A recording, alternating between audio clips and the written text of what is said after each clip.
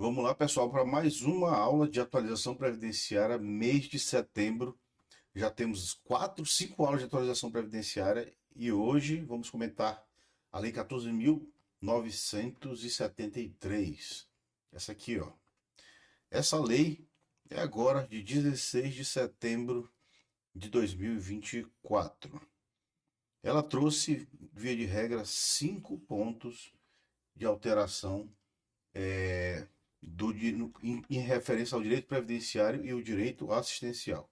Também tocou no seguro-defeso, nós vamos já olhar os pontos e vamos analisar todas elas, cada um dos pontos aqui que foram incluídos, coisas que foram incluídas, outros revogados, mas essa lei é muito grande, ela trata inclusive de composições extrajudiciais, acordos na PGF, enfim, cobrança de tributos, e tem uma parte tributária aqui, que é a parte da reoneração dos municípios. Aqui estão os pontos específicos que nós vamos tratar agora dessa lei 14.973. Lembrando que algumas coisas ainda vão depender de regulamentação, tá? Ou decreto, ou por portarias ou instruções normativas. Primeira alteração na lei de custeio, a 8.212. Foram duas alterações lá. O artigo 3º dessa lei alterou o artigo 22 e o artigo 29, ou melhor, o artigo 69 também foi alterado por essa lei. Um trata de contribuição previdenciária patronal paga pelos municípios e o 69, que a gente já conhece, fala do procedimento de revisão dos benefícios previdenciários, ou melhor, de todos os benefícios mantidos pela Previdência. Então entra os assistenciais. Foi incluído o artigo 27 nessa lei 14. Uma coisa intrigante aqui, interessante, essa lei, ela alterou vários dispositivos lá. Ela alterou a 212, ela alterou uma lei, acho que 12.561, vários dispositivos lá. E incluiu um poder geral de cautela no INSS. Procurei lá e não encontrei qual foi a lei que ela estava alterando. Na verdade, ela não alterou lei nenhuma. Ela não alterou a lei 8742, tá? Ou melhor, a lei 9784, que é de processo administrativo. Ele alterou o A 8742, nós vamos ler, que é a lei do BPC, tá? É a lei da assistência social, mas o artigo 20 fala do BPC. E a lei do processo administrativo também não foi alterada. Esse artigo aqui, ela é como se fosse uma complementação, uma especificação do que existe já lá na lei do processo administrativo, o Poder Geral de Cautela, que foi concedido ao INSS. Inclusive já está dando aí muito o que comentar e a gente vai explicar aqui por que isso foi incluído. Eu dei aqui um graças a Deus porque foi incluído isso aqui e vou explicar por que isso aqui foi colocado, tá? Não é para prejudicar não, na verdade é para proteger o segurado. Lei da Assistência Social, foi incluído aqui o parágrafo 12A e o artigo 21B para tratar de biometria e alguns procedimentos de revisão, tá? Vamos ler também sobre isso. A lei do seguro-defeso, seguro-desemprego do pescador artesanal, SDPA. O seguro-defeso também sofreu alteração, a gente nem esperava isso. E os dados no CAD único no finalzinho também foram uma atualização apenas a título informativo, tá bom? Vamos aqui para a primeira alteração, lei de custeio. A lei de custeio, ela teve essa alteração no artigo 22, pelo artigo 3º da lei, e previa um aumento escalonado da contribuição previdenciária patronal para municípios até 156.216 habitantes. Vou explicar por que isso está aqui. A ideia, a regra geral, é que o patrão, pronto, o empregador lá no artigo 195 da Constituição, que trata do custeio da Previdência, ele pague aí sobre a folha de salário. Além dele fazer a retenção do empregado, ele vai pagar dele como responsável, não só responsável, como sujeito passivo da tributação, ele vai pagar 20% como contribuição previdenciária patronal. O que acontece nos municípios aqui no Brasil? É muito pesado para os municípios pagar esse valor em cima da folha de pagamento. Então, se ele paga uma folha de pagamento de 1 milhão, ele tem que pagar 200 mil de contribuição previdenciária. E aí, por causa desse peso todo, houve um abatimento. A legislação anterior tinha limitado isso a 8%, tá? Esse valor era 8% e ele estava lá previsto nessa lei de custeio e fazendo referência ao Código Tributário Nacional, também na parte de FPM. 8%. A reoneração da folha que se fala é que ela vai voltar para os seus 20%. Só que foi feito um acordo entre eles, o Poder Executivo, o Poder Legislativo, para que isso voltasse escalonado. E a redação ficou da seguinte forma: parágrafo 17, que foi incluído por essa lei, esse parágrafo nem existia, a alíquota de contribuição prevista no inciso 1º do CAPT para municípios enquadrados no coeficiente 4,0 da tabela de faixas de habitantes do parágrafo 2º do artigo 91 da Lei 85172 será de, primeira coisa, esse coeficiente aqui é o CTN, tá? O Código Tributário Nacional. Esse CTN, nesse artigo 91, ele trata da distribuição do FPM.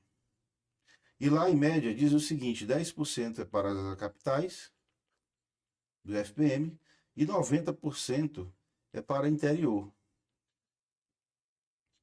E tem uma subdivisão lá dentro. Mas a regra é que é isso aqui, o básico da distribuição entre eles. E nessa distribuição é feito um escalonamento. Lá, os municípios com 10 mil habitantes, enfim, vai escalando 50 mil habitantes, vai recebendo uma distribuição proporcional. Percentual de 2% do FPM, 0,8%, vai somando lá. No caso aqui, o que foi feito foi referenciado a quem tiver menos de 4,0 nessa tabela. E o que é 4,0? 156.216 habitantes. Isso quer dizer que o município que tem 157.217 habitantes já não está enquadrado aqui nesse benefício, tá? Então, até o final deste ano, o valor será de 8%, tá? Até aqui 8%. 12% ano que vem, 16% até chegar em 20%. Eis aí a reoneração da folha, tá bom? O parágrafo 18, que diz que para fins de aproveitamento dessas alíquotas, o município deve estar em situação de regularidade, contra o disposto no artigo 60, aqui é a quitação só. Ele não pode estar em débito, via de regra. É isso aqui, tá? Quitado com a Receita Federal ou com certidão positiva com feitos negativos e a tabela de municípios 4.0. É essa aqui a alteração. Mas vamos lá para os casos mais práticos que tem, né? Os casos mais práticos para atuação previdenciária que foi feito aqui nessa lei. Mudança no procedimento de revisão. Para quem não sabe, o artigo 69 é ele que é o emblemático artigo que ele foi robustecido pela Lei 13.846, tá? De 2019. Antes ela foi precedida pela MP 871, Medida Provisória 871, também em 2019, essa aqui de janeiro, essa aqui de junho. Ela alterou esse artigo 69, porque até então várias redações previam o seguinte: o INSS vai manter um programa de revisão para identificar erro. Fim. De identificar erros, irregularidades, etc. É um artigo bem en passant, um artigo bem por cima. E esse artigo aqui foi robustecido por essa lei e ele passou a prever regras mínimas, inclusive quando tem suspensão, qual é o prazo mínimo, e ele trata da seguinte redação. Essa aqui é a redação original ainda, tá? O 69, parágrafo 1º, esses incisos são ainda a redação original, não sofreram alterações. Mas eu vou ler para a gente entender o contexto aqui. O INSS manterá programa permanente de revisão, de concessão e manutenção dos benefícios por ele administrados, tá? Então vejo aqui para tirar qualquer dúvida, BPC Luas daqui tá? Tá. Previdenciários tá? Tá. A fim de apurar irregularidades e erros materiais. Beleza. E aí a gente vai aqui para o seu parágrafo primeiro que diz o seguinte: na hipótese de haver indícios ou erros materiais na manutenção ou revisão de revisão do benefício, o INSS notificará o seu representante legal, o seu procurador, para apresentar defesa. Eis aqui o que vai ter muita diferença, que teve agora, que é a prova diferida, a defesa diferida. Eis aqui a regra geral, tá? Apresentação de defesa para depois você acessar o benefício. Essa é a regra geral do INSS, inclusive nos meus pareceres eu falo muito, que sempre tem que cumprir o artigo, acredito que é 588 da IN 128, salvo engano. Se não for 588, é 581, que diz que todos os atos que interferem no patrimônio de terceiros, eles devem ser precedidos de ampla defesa e contraditório. Da mesma forma, a gente cita lá o artigo 2º da 9784 e o artigo, acho que 28 também da 9784. Sempre tem que ser precedido de ampla defesa e contraditório. Essa é a regra geral e a gente vai ver lá na frente que houve uma hipótese aqui de defesa diferida, contraditório diferido, que chama, que primeiro faz o ato, depois você dá o direito de defesa, e muita gente está se revoltando com esse ato em tese.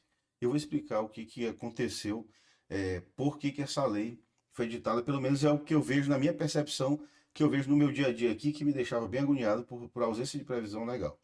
Vamos voltar aqui no procedimento. 30 dias para o trabalhador urbano, o prazo, e 60 dias para o rural apresentar defesa. Essa é a regra geral, tá? E como é que ela fala, como é que esse procedimento se dava? O parágrafo 2º, aqui, o parágrafo 2º da lei diz o seguinte: a forma deverá ser feita da seguinte maneira: preferencialmente pela rede bancária por meio eletrônico. Aí depois por via postal, se não for feito por meio eletrônico, por via postal. Depois, se não conseguir por via postal, que é carta simples, pessoalmente, vai alguém entregar lá e não achou o cidadão por edital.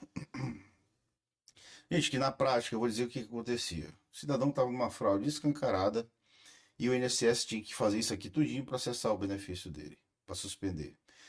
Até edital para publicar, juntar vários, pagar caro. Para publicar, o cidadão passou aí 1 ano sacando o benefício fraudulento. Isso que é a verdade, é o que estava acontecendo, tá? E aí foi feita a revogação desses itens aqui, tá? Essa intimação por edital foi revogada, não existe mais esse procedimento, e a intimação por AR também revogada. Ou seja, o INSS vai duas formas de intimar, o que eu entendo bastante razoável aqui. Ele vai mandar pela rede bancária, o cidadão vai ter que sacar o dinheiro dele ou receber. Se não for rede bancária, já que é tudo online mesmo hoje, e mesmo online ele recebe a notificação no aplicativo, ele recebe a notificação do meu INSS. Agora, se ele não tem, se é muito rústico, enfim, eu tenho segurados ainda que ainda não tem nada disso, a gente sabe disso, tem intimação pessoal. Então vai alguém lá intimar, enfim, em vez de regra, o INSS acho que o próprio algum servidor vai, tem algum mecanismo de alguma forma de entregar essa intimação lá, ou quando ele comparece à agência e tem essa intimação aqui. A postal e a por edital foram revogadas e, convenhamos, era um procedimento interno que bloqueava o INSS de suspender benefícios logo e o cara fraude escancarada, tá, gente? O cara cidadão, ele não existia, tá? A certidão de óbito era falsa. E aí a pessoa está sacando o benefício, os dependentes, que também são fraudulentos. Aí você deixa lá, tem que obedecer, justamente para esses casos é que foi tirado isso, porque estava atrapalhando muito o procedimento. E o bloqueio de benefício foi essa a inserção que a lei fez, essa possibilidade de bloqueio de benefício inicial. E aqui é o seguinte: na ausência de ciência, tá? Quando não tem ciência, não achou o cara. Tentou intimar, não conseguiu, tentou pessoalmente, não conseguiu. Em até 30 dias não teve a notificação de que trata aqui o parágrafo primeiro, o valor é bloqueado. Vou contar um exemplo para vocês aqui. O INSS já pegou casos em que tinha uma fraude escancarada lá de algum documento, algum documento falso. O cidadão conseguiu pegou várias pensões por morte, por certidão de óbito, falsificando o selo do cartório. Oficia-se para o cartório confirma que é fraude e o INSS não pode suspender. Fica pagando, tem que pagar o benefício, tem que intimar, tem que cumprir para edital para depois suspender o benefício. E aqui, o que foi feito? Porque quando vai intimar o cidadão, não acha ele. Vai pessoalmente, não acha ele. As notificações não valem. Pelo INSS, não acha o cidadão, não dá o ciente lá. Não abre, sei lá. E aí você fica pagando benefício. Essa previsão aqui é justamente para fazer o quê? Ó, vamos bloquear. Quem tem direito, vai lá na agência, ó, moça, bloquearam meu benefício. Pô, desbloqueia na mesma hora. Agora, quem não tem, que está errado, não vai lá. E aí o dinheiro, que é para pagar o cidadão que tem direito, vai voltar para o caixa para pagar quem tem direito. É por isso que foi feito este bloqueio, essa possibilidade de bloqueio, e com muita sensatez eu entendo correto isso aqui. A defesa poderá ser apresentada pelo canal eletrônico do INSS ou na agência domicílio do segurado, tá? Ah, pode ser em outra agência. Eu não vejo empecilho. A lei aqui fez isso aqui com um facilitador, mas pode ser que dificulte, né? Mas eu não vejo problema prestar na defesa. Eu faço primeiro eletrônico então, se não conseguir, né? Tira uma foto, anexa lá, ou pede para, enfim, o procedimento de PDF, vai botar e bota na via pelo aplicativo. Nova hipótese de suspensão. Eis aqui o que foi criado também, uma hipótese de suspensão de benefícios. E aqui na prática, meio que a lei ela misturou bloqueio com suspensão, são coisas diferentes, tá? O bloqueio, gente, é uma medida feita no banco. A suspensão ela já entra no benefício, é uma qualificação do benefício, suspenso. Suspenso e cessado. O benefício será suspenso quando o cidadão foi intimado lá, vamos lá, foi intimado um rural, uma fraude no rural. Foi intimado 60 dias, ele foi intimado, tá? Foi dada a intimação, ele não apresentou defesa, o INSS suspende o benefício. Ou então ele apresentou uma defesa, foi analisado e o INSS, não, aqui continua a fraude, suspende o benefício. E aí foi criada essa terceira hipótese aqui, na ausência de ciência. Não acharam o cidadão,